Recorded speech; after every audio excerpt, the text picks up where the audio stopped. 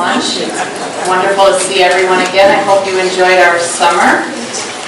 My name is Michelle Isopo. I'm in charge of the Saratoga room, so I say. Lori is still there with me, helping teach me. I have a couple of exit signs. I'd like you to recognize where they are. And most important, please, please, please turn off your cell phones. It's very disruptive when we have wonderful speakers that take the time to be here for us and someone's phone rings. So if you can turn the sound down or turn it off, that would be wonderful. And I will turn the mic over to Karen Brigney from the Saratoga Springs Heritage Area Visitor Center. Hallelujah, it only took me a year. And she will introduce our wonderful guests.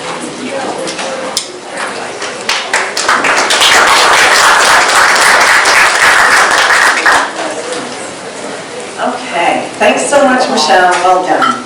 So, welcome everyone. We're so happy to see such a nice group of people for our very first program of this fall season, and we have lots more to look forward to. As you know, this continues into December. So please stay tuned and keep an eye out for the next programs. As Michelle said, I'm Karen Garigny from the Saratoga Heritage Area Visitor Center. Please come by anytime you'd like and say hello and grab some materials and have some fun in our beautiful location.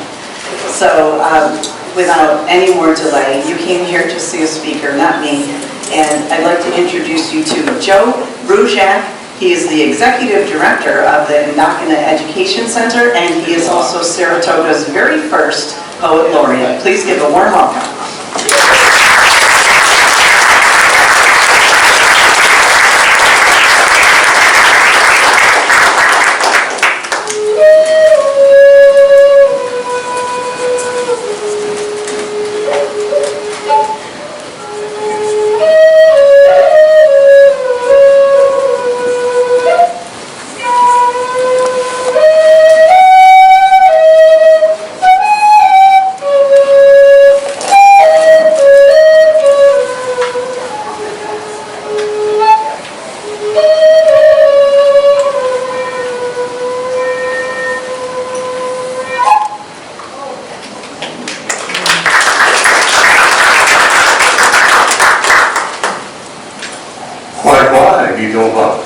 Those words mean hello, my friend, in the Abenaki language. To Louise who sews up on the Mohican. My name is Joseph, or the peaceful one. And Dai is Saratoga, Alnobak. I am of Saratoga, where the medicine spring place. Alnobak, a human being, that's what I am. Takiak, as are all of you. And today I will be talking a bit about those people who were the first people to live on this land, and who, in many cases, are still living on this land, have not left, and indeed, they have left us a legacy that's often neglected or forgotten. I'm going to talk about today the three distinct different native nations who have called this area their home. Muh-he-ka-neew is the name that would often be used among the medicine people, the ordinary people, all human beings, the place of healing water, Muh-he-ka-neew. Saratoga, or Saratoga, another name, which, depending on how you interpret it, also implies the special nature of this place.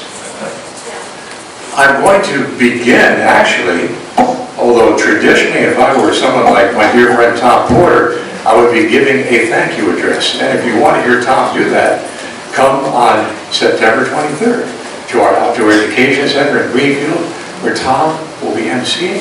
My dear friend Kay Olin, sitting in the front row, will be one of several native storytellers, and we'll be celebrating that heritage here in the Saratoga area. But our tradition among the Abenaki people is that when you traveled anywhere and you were about to arrive, you announced that you were arriving, so people would be able to welcome you. And the way it was often done, because of all the waterways around here, we would travel by canoe. And from that canoe, you might sing something like this, a greeting song, a song to announce your arrival and to literally ask permission to land. Yo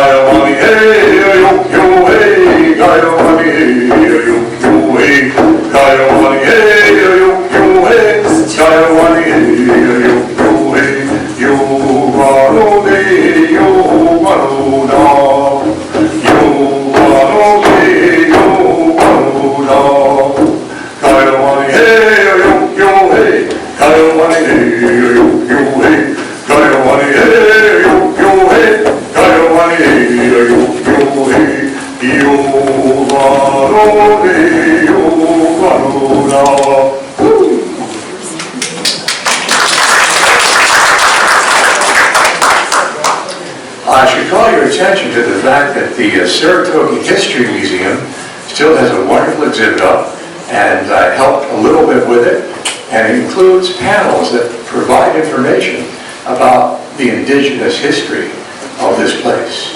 And it's very informative, and they were written with the assistance of the 3 different native nations, with the assistance of members of the Haudenosaunee, the people of the loghouse, the house with the extended rafters, the people that have been called Iroquois, which comes from another tribal nation and is not what they originally called themselves. Kanien'keha, the Mohawk people, who did not originally call themselves Mohawk, but the people of the flint, or perhaps the people of the precious stone, like the Herkimer diamond, as my dear friend Cleo has pointed out to me on a couple of different occasions. The Muh-he-ka-neew, the people of the river that flows 2 ways, the tidal river, the Hudson. Muh-he-ka-neew literally means that river which flows backwards and forwards, and the Mohican nation takes its name from the river takes its name from them, well, they both agreed to give their names to each other. The third group, the Abenaki people, did not exist 500 years ago. That word Abenaki was grafted onto the Algonquin people who live here in the New England area and also in northern New York State and this area. Abenaki means Easterners, or people who live to the east. Ki means land, Aben or Laban means light, dawn, sunrise. And that is what we were called by people who lived somewhat to the west of us. We had many different names. For example, we had the names of Coas, people of the pine. We had the names of Missisquoi, people of the water that flows backwards. And many other names eventually became incorporated into what we call Abenaki or Abenaki. And there are Abenaki people in New England, and there are also Abenaki people in refugee villages in Canada. I mentioned in particular the community of Odanak and the community of Mohican, where I have many friends. Wonderful folks over there. And here in New England, we now have 4 recognized tribal nations in the state of Vermont. We're part of what we call the Western Abenaki, and I am an enrolled member of the Muh-he-ka-neew band of the Abenaki nation. We were the Abenaki, and still are, 5 separate tribal entities. You have the Western Abenaki, who are made up, as I said, of many different tribal groups, and when colonialism came, and I'll talk a bit about that in a few minutes, people ended up having to leave, in many cases, their homeland, sometimes joining together and banding together, and sometimes just staying in place and keeping a very low profile. So Western Abenaki. Then, slightly further to the east, we find the Penobscot Nation, who literally speak the same language, have the same culture as the Western Abenaki, just a slight pronunciation difference. A little further to the east, we find the Passamaquoddy, people of the Cod. And then even further, we find the Maliseet, and then the Mi'kmaq, or people sometimes call them Mi'kmaq. All 5 of our nations speak the same language with different dialects. So we have Algonquin people, and also, interestingly enough, the Mohican, who are the original people of this area, or the Hudson River Indians, as they were sometimes called, Unami, and the people who are now in Stockbridge, Wisconsin. Because what happened is that the Indians of the Hudson Valley found themselves forced, in large part first by the Dutch. The Dutch made war on our people up and down the Hudson Valley. And they then, many moved to a place called Stockbridge, Massachusetts. Thus the name Stockbridge was grafted onto them. And they became also known as praying Indians. Native people here in the Northeast early on, in many cases, accepted Christianity. And some of the first texts that were written, and the first dictionaries that were written, and the way our languages became codified was through missionaries. In the case of the Abenaki people, mostly the French Jesuits, and that's another story, which I'll mention in a minute or two. So it was that when Europeans first came here, who did they encounter in this space? Well, there were still Mohican people. There were still people who would be called Abenaki, but primarily this land was the land of the Mohawk people. And the Mohawks came to this area perhaps 1,000 years ago and brought with them a great confederacy, which was known as the Confederacy of Peace, the Great League of Peace. And there is a wonderful story that goes with that. There have been traces of the Mohican found in terms of archaeology for about 10,000 years. So that means right after the glaciers left, Native people arrived. And I think many of them were here during the glaciers because I have friends who live in Alaska and Baffin Island and up north, and they say, what's the big deal about ice? Right? But indeed, the actual records in terms of archaeological evidence can be found beginning about 10,000 years ago here in the Northeast. The first contact with Europeans was around 1609 when Henry Hudson sailed up the river that was later given his name, the river that flows two ways. And the Mohicans became the leaders, along with the Mohawk, in the beaver trade.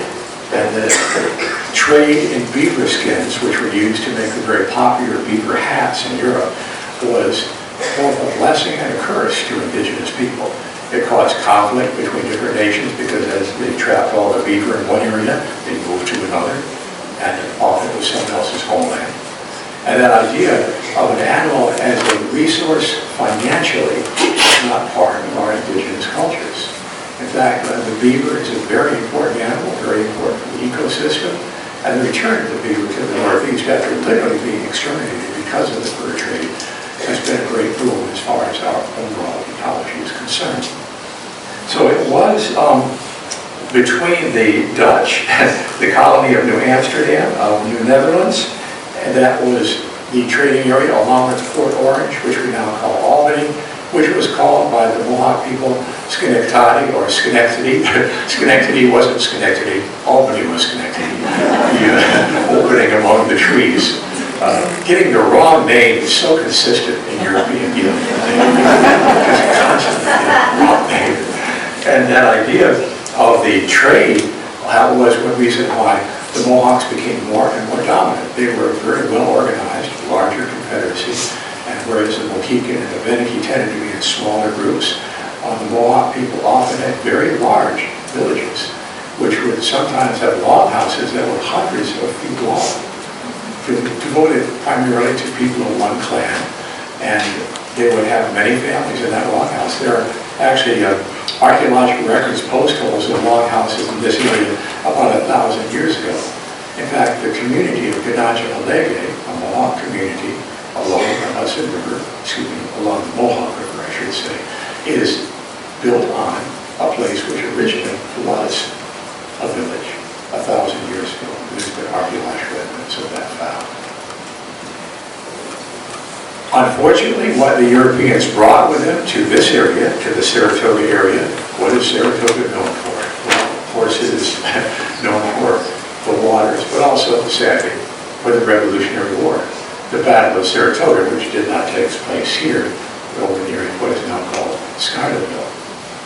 And that war, the Revolutionary War, was only the latest in a series of wars that took place and began, quite literally, first with wars of dispossession against native people, and then wars between colonial powers.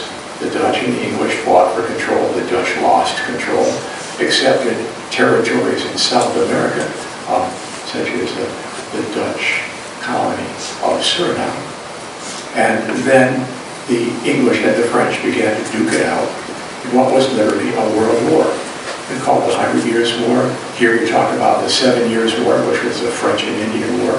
And that war was eventually won by the English. And they won it in large part because of the assistance of the Haudenosaunee. Without the allyship of the Mohawks and others, especially the Mohawks, it's doubtful they would have managed to overcome the French. The French also had allies, and unfortunately, often the French allies were Algonquin-speaking people who found themselves, in some cases, written out of the history books, or finding refuge in Canada, going to the north. Now, during this period, when Saratoga was founded, the Saratoga area was founded because of the mineral springs, and the first person to be brought to those mineral springs was a man called Sir William Johnson, or he who does much business, much good business, as he was called by his Haudenosaunee, Kanien'keha, Mohawk friends and allies. He was a man who was of Irish descent, created a trading area, created basically a little kind of kingdom for himself. If you go to Johnson Hall, you can see the remnants of, or the sort of records of who Johnson was. He was a great politician, he was a great strategist, and he learned the Mohawk language and their customs. He actually married a Mohawk woman who is known today as Molly Grant, and he was able to purchase thousands of acres of land from the Mohawk people and had this estate that basically was meant to undercut the Albany trade and bring it up here to the north. He was the first person to come to Saratoga Springs, and it is said by some historians it was in 1767. But I'm inclined to believe it was actually 1771. Most people agree that. He was suffering from a number of illnesses, including apparently gout, and the Mohawk friends of his decided to carry him on a litter to Saratoga Springs. So he was the first European to record, or to be recorded as a visitor to Saratoga. He drank the water, he bathed in it, and it is said that the water alleviated his suffering from gout.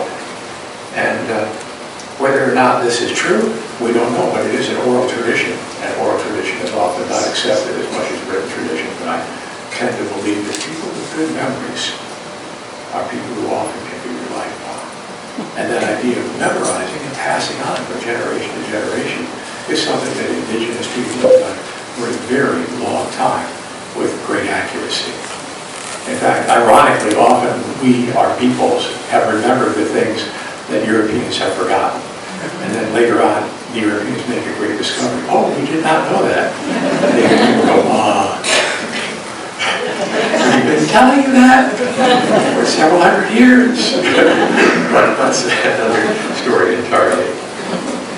Also, another person who came to Saratoga after it became, well known for the tavern that was built here. You all know that story, I'm sure.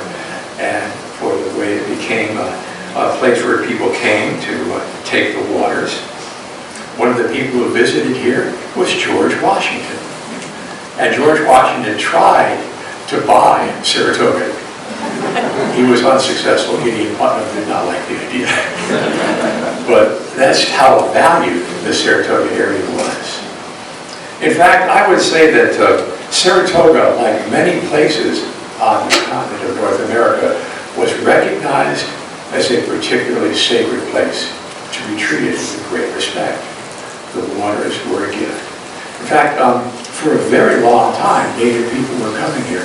I was told that back in the earlier mid-20th century, they did some work around the High Rock Spring, the first mineral spring that was, quote, discovered, but was already here.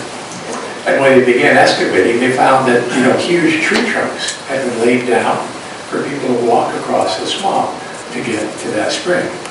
They pulled up the first of those tree trunks. There was another one underneath it, another one underneath it, another one underneath it. I believe they said there were 7 layers of gigantic tree trunks that had been laid down to walk to the spring.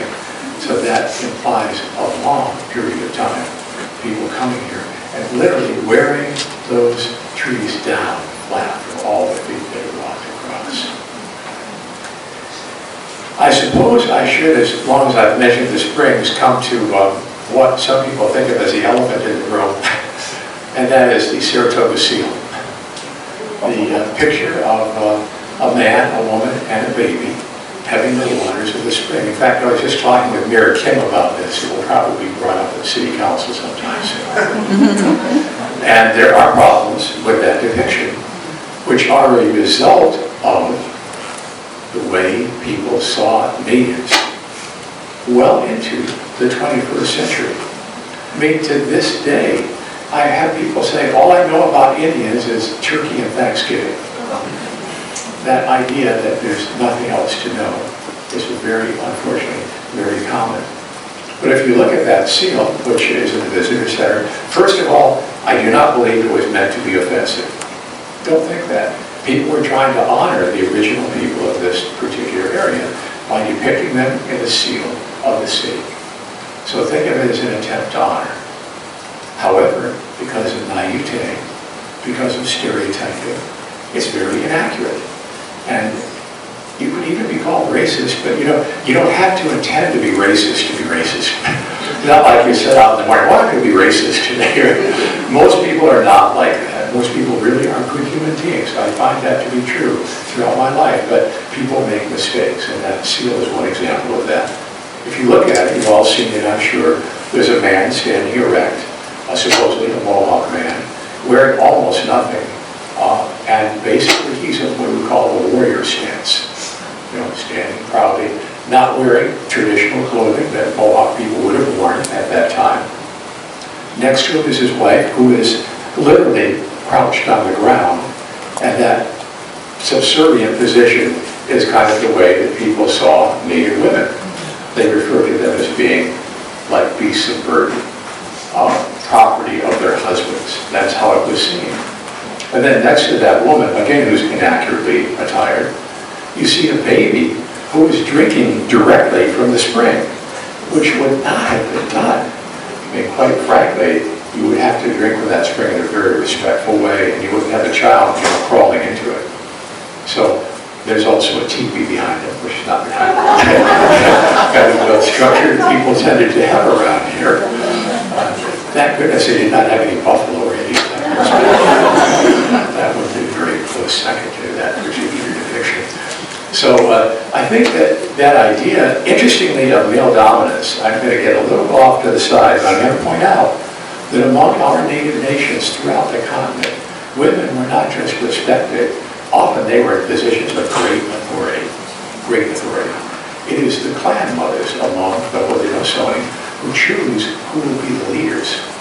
If the leaders do not behave, the clan mothers can take them out of office. The land is the property, the property of the women.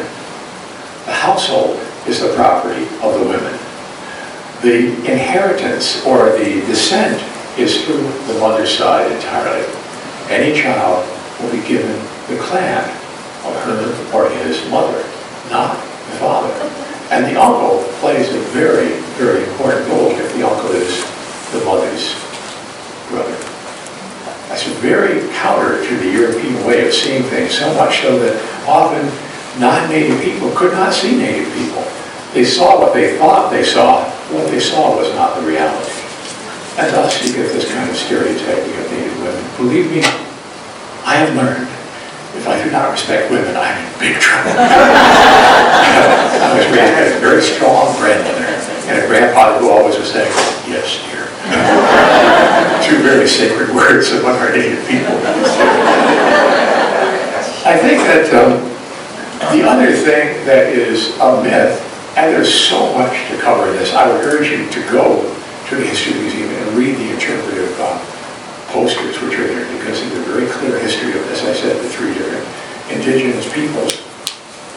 And those posters were written with the assistance of those nations. For example, I mentioned the Mohican, contemporary Mohican people are best known as the Stockbridge-Munsee Nation of Wisconsin, because after the Revolutionary War, many native people were forced to leave what is now New York State. Others had been forced out earlier, of course, and they made their way west to the point where you will find in Oklahoma, we'll find Haudenosaunee people. You'll find a Haudenosaunee community in Oklahoma. You'll find them in Wisconsin. You'll find them in four different separate locations in Canada. And the Stockbridge-Munsee originally were the Hudson River Native people, then the people of Massachusetts, then back to New York State where they were given shelter and support by the Oneida Nation, and then the Oneidas, in large part, were removed west, and the Stockbridge-Munsee went with them. So it's only in recent years that Stockbridge-Munsee people have begun really making strong connections in this area and working with local historians and local communities to try to reestablish that long connection to this land, which should not be forgotten.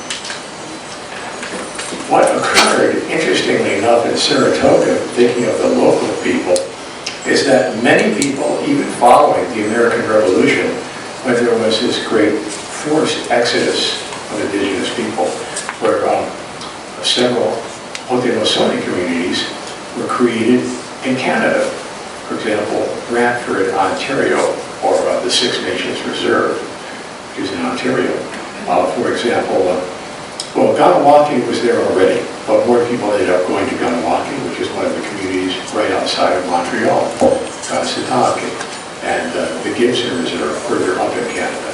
Those are all Mohawk communities. And then, of course, Akwesasne is right on the border, partially in New York, partially on one side, Quebec, on the other side, Ontario. So it's in also two different counties in New York. So, and that's two different tribal governments, one which is Canadian, one which is U.S. And I used to go there were 5 different area codes in this one small reserve, which is measured in hundreds of acres, not hundreds of miles.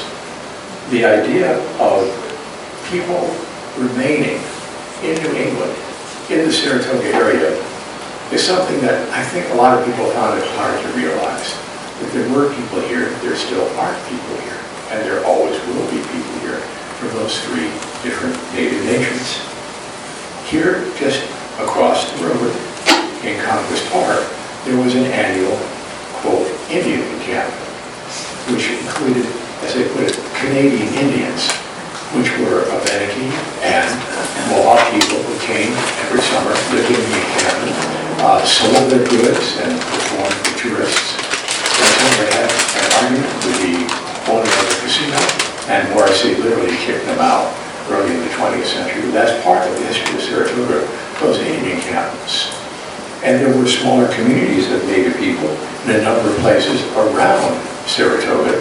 And the fact that people can sort of hide in plain sight is something I think a lot of folks don't realize. In fact, I can give you a very clear example of that in my own family. My son Jesse had a really good friend who was called Tony. And he loved my friend. They're just great, great friends. And 15 years after high school, Tony showed up with his tribal ID card, his hair grown long. He'd been passing as Italian for years. Swarthy skin, so to speak, and long black hair. But that idea of passing for another nation, or passing for white, if you want to call it that, is something found in many, many different places around this country. In fact, if you look at census records for the Saratoga area in the late 1800s, early 1900s, you'll find the term colored is used. And colored was not just African American. Colored was anyone of brown skin. So many Native people were listed as colored, which leads to an interesting story. Now, have you ever heard of the Saratoga ship? Yeah. Now, who was the inventor of the Saratoga ship? Anybody? George Crumb. That's correct, or George Speck, depending on whether or not you say Court or Vanderbilt called him by, I can't remember his real name, who was a person of Native ancestry, probably Mohawk, but he was listed in the census record as colored, to the point where there actually was a children's book written about him a few years ago, which portrayed him as an African American with no Native ancestry. On the other hand, it was not at all uncommon for people to have mixed ancestry. In fact, I did a story, but I should say a presentation at the Historical Society of the Grand Cottage about the life of Joseph Cook, who was born in Saratoga to an African-American father and an indigenous, probably Abenaki mother, and was then, this is a period before the Revolutionary War. This is a period when, in fact, the French and Indian Wars had not yet reached that height. So he was born somewhere around maybe 1736. And almost immediately after that, a few years later, he was taken captive in a raid staged on this area by the French and their native allies, who included Mohawks. And at that point, when his name actually was Nyaman-Vivon, which means, translated from Abenaki, bird of many colors, which is an interesting thing considering his background. Now, in 1746, this expedition took place, and according to the records that I have here, they killed 30 people and took captive between 60 and 100. And the French captain, Louis de la Colombe, upon seeing the young boy, said something along the lines of, "C'est mon nègre." Say that mean? He is Negro, he is mine. At which point his mother started shouting, "No, it's my son." "Ah, he is not a slave." And the Mohawks who were with the French immediately recognized he was a native kid. And he was adopted by the Mohawks and became a very important person in the Mohawk community, became what some people say was a chief. He became a soldier. He served in the French and Indian Wars on the side of the French. And then when the American Revolution came, he served on the side of the Americans and was the highest ranking person of Native or African descent in the entire colonial army. And, so to speak, a friend of George Washington's. That's an example of crossing barriers that I think people often tend to erect in their minds. That there is this lack of connection or interrelationship between people of different communities, people of different backgrounds, and the sophistication of indigenous people, which is often forgotten. The portrayal of Native people as being unaware of what's on around them, and actually being people who are without culture or without understanding. In fact, apparently, he was, this young man, Joseph, as he grew older, he was a fan of French opera. And he had a great singing voice. There's a lovely quote I've got here somewhere, which was said about him, which was that he literally was a good enough singer when someone heard him singing. Yeah, Peter Stephen de Ponceau, who was a French linguist and a philosopher who had emigrated to America in 1772 and served in the colonial army, met Cook not far from here, the spring of 1778, at which point Cook sang a French aria to him. And it was said by de Ponceau that it was the best he had ever heard that aria sung. He could easily have been a principal singer in the French opera. So let's not put people in that kind of box of being unsophisticated, unaware, and recognize the complexity of the interrelationships here in Saratoga Springs alone. The complexity of those relationships are very interesting. Not far from Saratoga, on the other side of Lake Desolation, there was a group of people called the Fox Hill Indians. They were still there before the reservoir was constructed. In the area of the Second Naga Valley, there were two villages, one on one end of the river valley, one on the other end of the river valley. Supposedly one was predominantly Haudenosaunee, the other predominantly Abenaki, and both villages were flooded out when the reservoir was completed. My grandfather was one of the men who worked clearing the trees in the reservoir. And a friend of his named Don Bowman had the job of dismantling the native villages on either end of the reservoir, and made friends with the people who were there. Many of whom ended up staying in that area and moving to the Catholic Reserve and Saratoga area.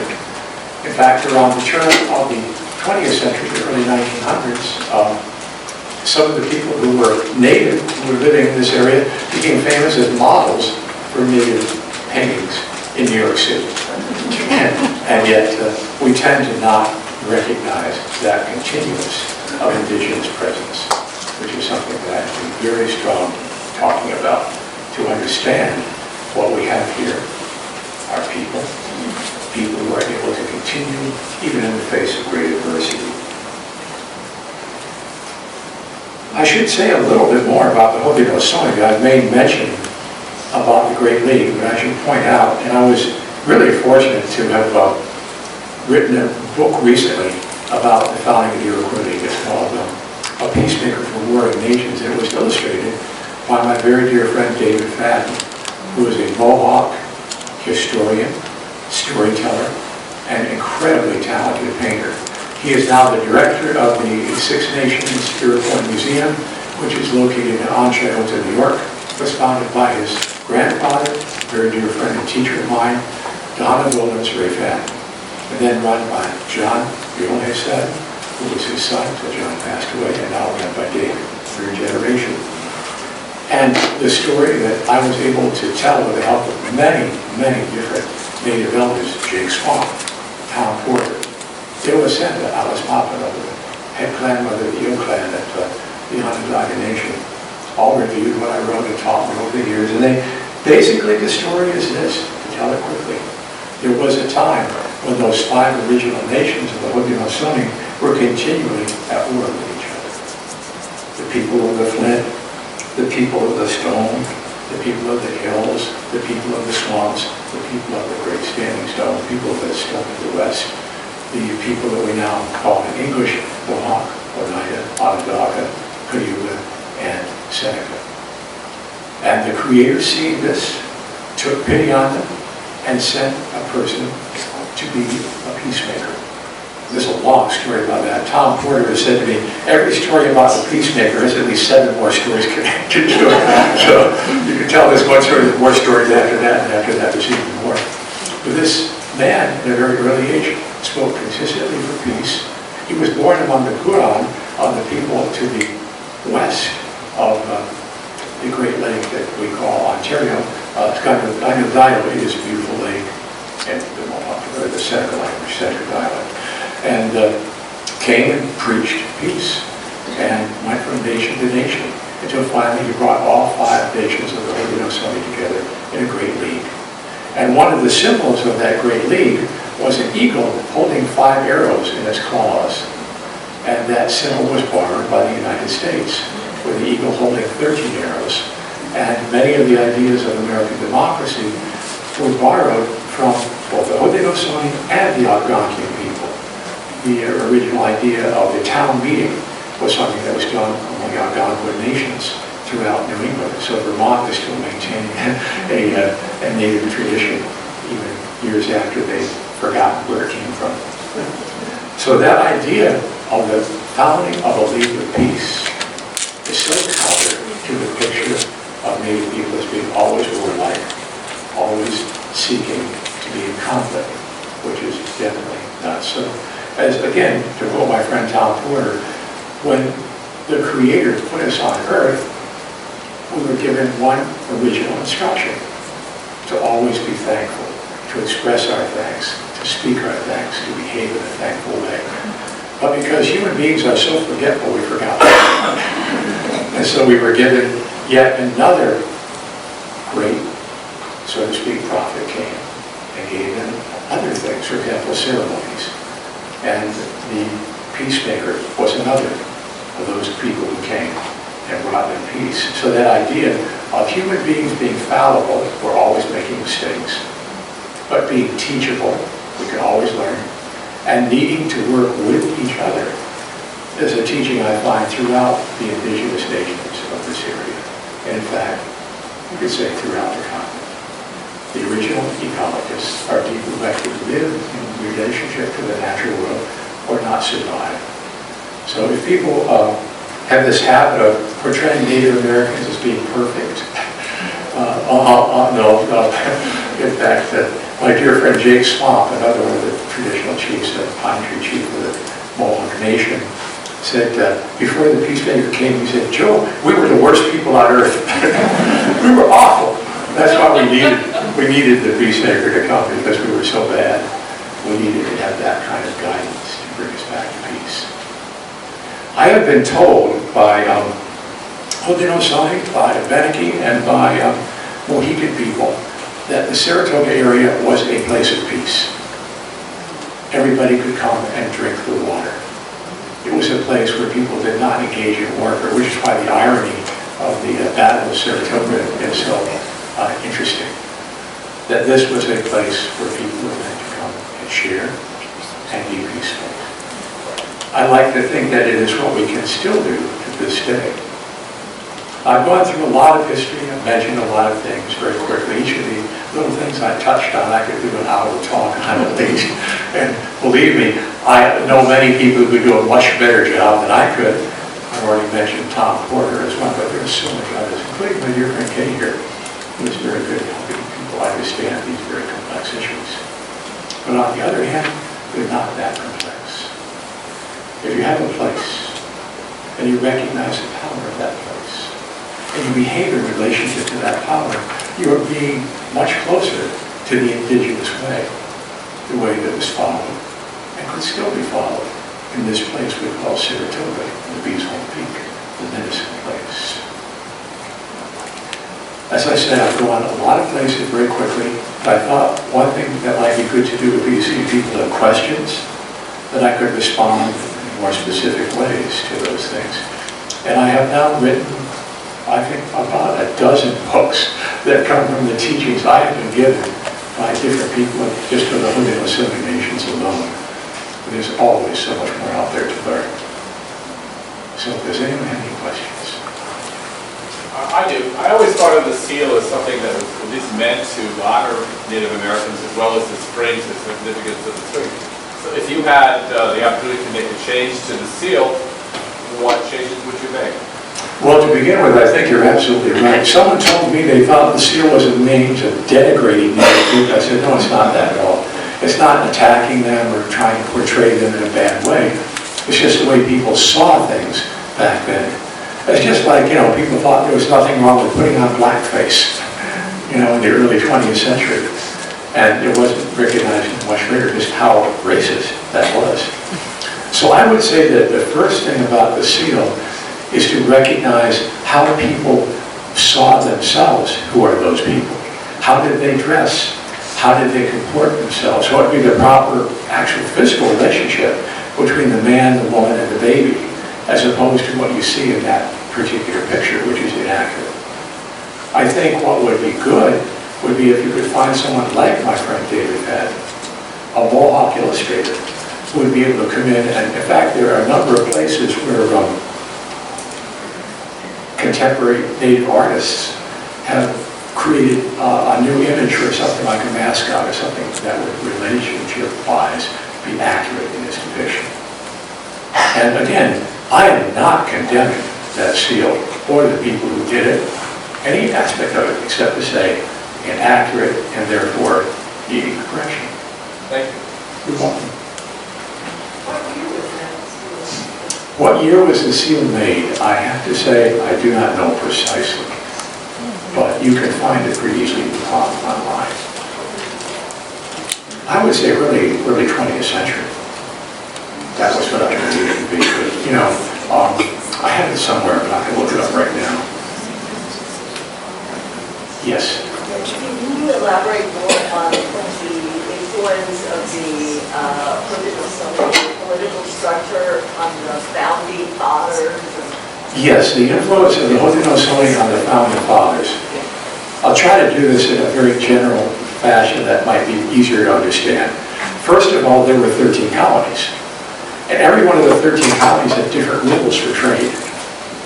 So, and Native people were trading. In fact, trading is a big part of Native culture with those 13 colonies.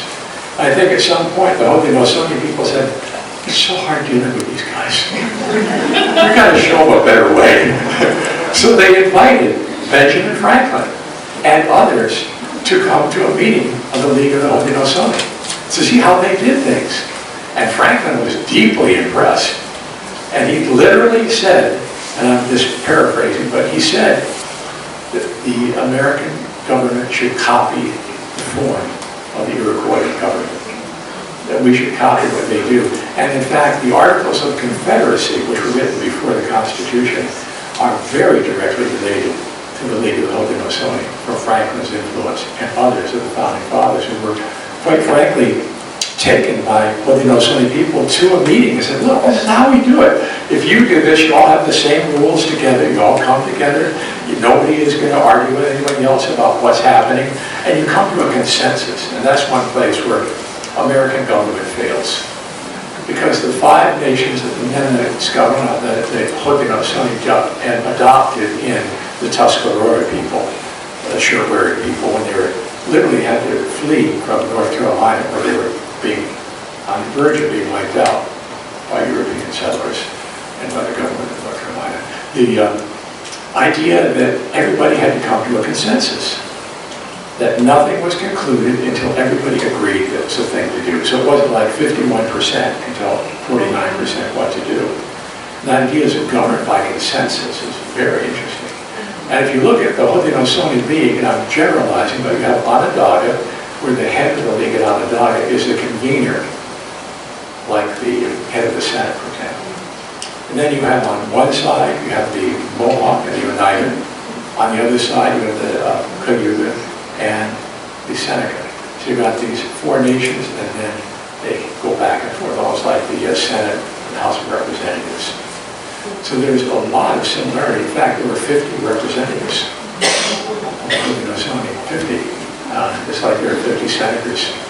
And that idea that when you came to the meeting of the League, you had to represent the decisions made by your clan members. You weren't just speaking on your own. You had to represent your nation, or your community, or your clan. And the 50 people who were chosen to be the leaders, those representatives, they might be called chiefs, but it's not exactly like a chief. It's a little bit different than that. They were men who had been chosen by their clan mothers who had observed them their entire lives. So they knew, is this person peaceful? Is this person measured in their ideas? Is this person kind? Is this person generous? And has this person never been to war or injured another human being, spilled blood? You could not be one of those leaders if you had ever gone to war. So that was an interesting thing as well. So this was someone who was chosen to be representative of the voices of the women, of the voices of the community, and not just their own individual voices, not paying any attention to what their constituents wanted to do. And that's a big difference. The other big difference between the Haudenosaunee League and the Constitution is that in the Constitution, African Americans were defined as being partial human beings. They weren't a full person, free word, whatever. That is certainly not the Haudenosaunee way.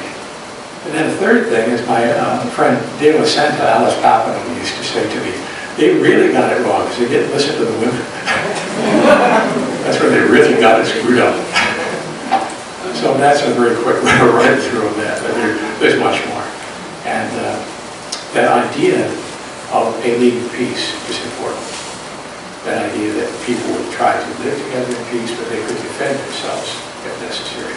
Because that eagle holding the arrows in its claws sat on top of the symbolic tree of peace, looking out for danger in any direction that might be coming to threat to people. How come in their revolution, some of the Haudenosaunee fought with the British and some of the Americans? Why in the American Revolution did some Haudenosaunee take the British side and some take the American side? It was a war between the father and the children. It was a war which included people that they had been dealing with on both sides. So they had a meeting in Onondaga, again I'm summarizing, to try to decide who they would declare for, what they would decide. They could not come to a decision. It was impossible to reach a decision because some were very, very firmly on the side of the British and others were very firmly on the side of the colonists. So the ceremonial fire was covered, so to speak, and it was said, we'll make no decision And then people took that as the opportunity to make their own decisions. So a number of Mohawk people declared for the British. Some other Mohawk people declared for the Americans. There's been this long tradition of, if you're Haudenosaunee, you don't fight other Haudenosaunee people, whether it's your tribal nation or one of the other 5 or 6 nations. And unfortunately, that was broken during the Revolutionary War. People found themselves on opposite sides. The Oneidas and the Tuscaroras tended to support the Americans. And in fact, at Valley Forge, George Washington's troops would have starved to death because no one would sell them food or give them food. And the Oneidas and the Tuscaroras walked into Valley Forge carrying apparently hundreds and hundreds of bushels of corn and other food, so they provided people the food to survive through that winter. And then after the Revolution, there's always the word irony that comes up. The irony is that after the Revolution, all 5 or 6 of the Haudenosaunee nations found themselves pushed out by the state of New York. By the way, treaties are only supposed to be made between the federal government and a recognized tribal nation. But New York State stepped in and took away native land, drove people out in various ways, forced them to sell land, and thus many native people among the Haudenosaunee had to relocate. And as I said, under those different conditions. But it was, first there was the Treaty of Fort Stanwix at this point, which is right around the area, the center of New York. This side will be native land, this side will be European land. Europeans began pushing through to the other side. This had happened again and again, and people were dispossessed. So today in New York State, there are Haudenosaunee reservations. There is Akwesasne, which I've mentioned. There is the Oneida Reservation, which is included or increased its size by purchasing land since they have had their casino. It's been very helpful for them financially. There is the Onondaga Nation, which is in the center of New York. And actually, people sometimes say it's near Syracuse. I say, no, Syracuse is near it. And in fact, according to my friends at Onondaga, they still own a good bit of Syracuse, which is leased to the city of Syracuse to this day. Then further to the west, you find the Cayuga people, and almost all of their land was taken. There was no Cayuga reservation left in the United States at all, except in Oklahoma, where there's a small Cayuga community.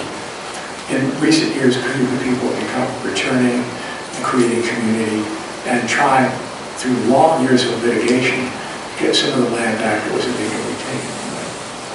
Then to the west, we find the Seneca people. There's several communities of Seneca people there, not far from Buffalo, to the south of Buffalo. Actually, Buffalo was much the Buffalo Creek Reservation, and it was sold on a bill of sale that was, every name was a forgery. No one had agreed to it, and it was taken to court. Eventually, it was in the mid-1800s, and it was decided, yes, indeed, these were forged signatures, was a legal sale, but white people have already built on that land, so we can't give it back to the native people. Interestingly enough. That's a long story. I've actually written a book about Ely Parker, who was a Mohawk person who was a very highly educated Mohawk man who became a brevet general in the Civil War, the assistant to Grant, his personal secretary. Then became the equivalent of the secretary in charge of the Bureau of Indian Affairs in Grant's government afterwards. A fascinating person who was very influential in maintaining control of some of the Seneca land. The Tonawanda Reservation was saved literally by people at Tonawanda and by Ely Parker, who met every president of the United States during his lifetime and was personal friends with Lincoln. So that idea of the remaining land that's in this state of New York that is native, there's still a lot of contested land, and there's still a question of what was done, how was it done, we know why it was done. So I think it's important again to acknowledge history and not to just sweep it under the table. Question there? Has the United States or the state of New York disempowered the voice of the Native women leaders by only recognizing or tending to recognize men from the tribal groups? Well, actually, it's not just men who are being recognized and who are being active in our various tribal groups. Women are being very active. I know about Wisconsin, the women are very, very active. And I would say that the federal government in its dealings is not just dealing with men, but dealing with communities.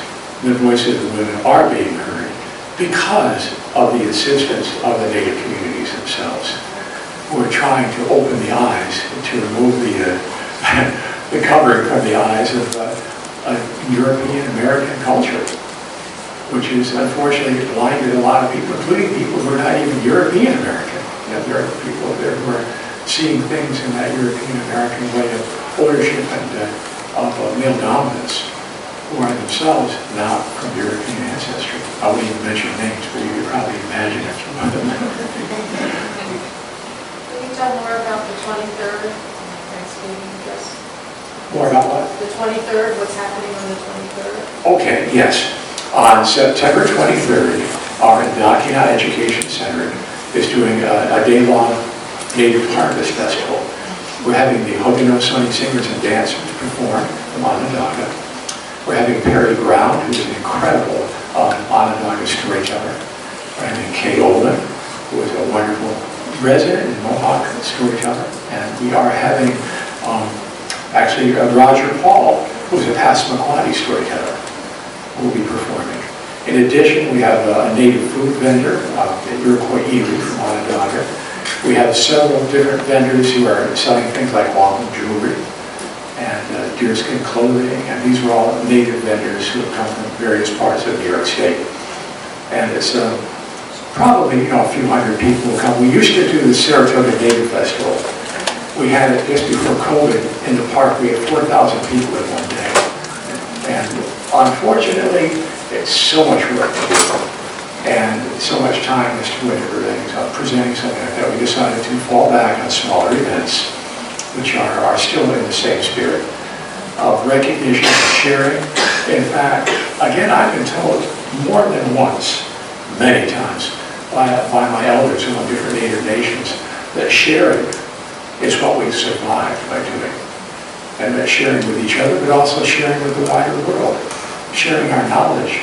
Warren Lyons, who is a very dear friend and one of the primary people at the Onondaga Reservation, I remember he told me how they were working very hard in Onondaga to clean up Onondaga Lake, one of the most polluted lakes in North America. He said, we're not just doing it for our people, we're doing it for all human beings. All of us are together in this. So. I just want to say appreciation and gratitude for being able to attend some of the events that we have heard. And I've gotten a chance to speak directly with Tom Porter for a few minutes. And he told me, he goes, don't always send negative. And through your presentation of appreciation and gratitude, it's bringing more truth. Yeah, well, always, we have to be kind to each other and to ourselves. We have to be honest about what we're saying, how we're saying it. We have to share those things that are good. Sharing those things that are good. I was told many years ago when I was a teacher in Africa by a tribal elder among the Abenaki nation that no person dislikes good things. We all like good things, but because of money, only the rich people are fat now. So we need to be sharing so that all of us can be, and the word fat is a positive thing in African cultures. Everybody needs to take care of each other. And that's one of the things that Tom always points out, that we have to be aware. In fact, Tom was the head chaplain for all the Native American inmates in New York State for a number of years, working in the prisons for people who were incarcerated who were Native.